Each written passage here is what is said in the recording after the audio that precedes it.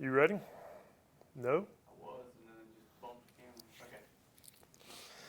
All right, welcome back to Cooper Stadium here on the campus of UMS-Wright Preparatory School. Todd Morris with you on the Bulldog Radio Network, and we sit down with UMS-Wright head football coach Terry Curtis for our pregame interview this week. And Coach, really a couple things to talk about last week in the overtime loss to Faith, 28-21. That really came down to missed opportunities and penalties and turnovers. I mean, those bad things we always talk about that we don't want to have happen, happened. I think my word after the game was fiasco. Yeah. It was just a total fiasco the whole night. You know, you're not going to beat anybody with 5 turnovers, much less a decent football team. And to know that we had 5 turnovers and I think 3 holding penalties and one of those holding penalties at the 2-yard line on a touchdown play and then a fumble toward the end of the game going to win the game and like at the 20 or somewhere down there. I mean, you know, you tell the kids, those are the kind of things, they can't happen if you're going to win a football game. They just, you know, you're going to fumble, you're going to make mistakes. But at the 2-yard line, you can't do it. At the end of the game, when you got a chance to win, it can't happen at those times. And we just didn't protect the football. We had, like I said, the deal down at the goal line, I thought was a big turning point, along with the kickoff return where we lost contain on the outside and let him go around us and can't get him on the ground. So, you know, it was just another one of those games, and it seems like, you know, in all 3 of our losses, there's been a play or 2 here or there where, you know, you hate to say it, we could easily be sitting here talking about 6-0 and everything being great and everything else, but you know, they're not, and we're trying to fix it. We're some guys are making the same mistakes over and over. We're trying new people. Some guys are wanting to do what they want to do. We're not going to put up with that. So, you know, here we are on a short week, having to move the game up to Thursday night with the weather supposedly coming. So, you know, we've tried to do a lot in a short period of time. And with all that adversity and all the mistakes and everything, we still had a chance to win the game last week. Well, exactly. But Todd, let me also mention, you know, with our size and so forth, and the rules of the Alabama High School Athletic Association, overtime is not our forte. No, it is not. You know what I'm saying? I don't care if it's they got the ball on the 10, we got the ball on the 10.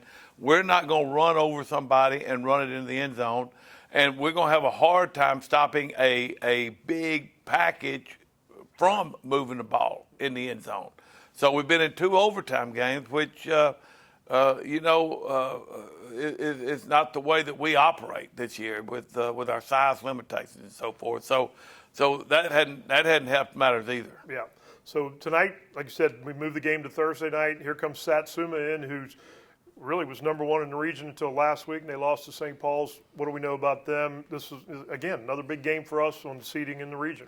Well, I'm going to tell you, Ramon Nelson, those guys have done a great job.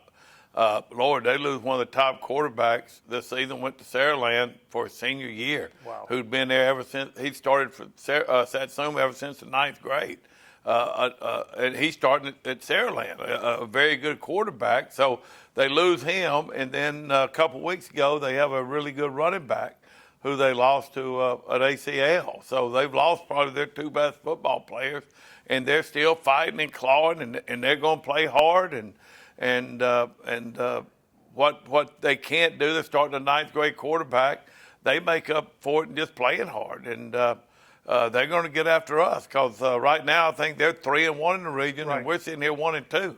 So it's a big ball game for them to pretty much put themselves in the playoffs, and we're still trying to get in the playoffs. So from that standpoint, it is a big game.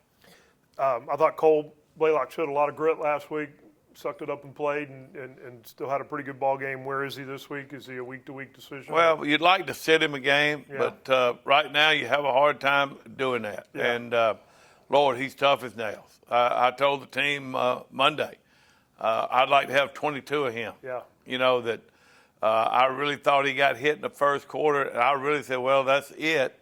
And Lord, he just keeps playing, keeps coming back, keeps doing it. Had a long run in the fourth quarter, and doing what he can do. Made a block on a kickoff. Made a tackle on the kickoff completely by himself. And we got other guys who are completely healthy, can't tackle anybody on the kickoff. But, I couldn't be more pleased with him, not just that, but his toughness and showing up every week. So, like I say, again, it'll be a play-to-play kind of deal. You hope he can go, and I'd also like to sit him out a week or so to get him well. But right now, we got to win some football games. That's right. All right, Coach. Well, thanks for joining us on the pregame show. We appreciate your time every week. Good luck. Thank you, man. It's All right. a big week.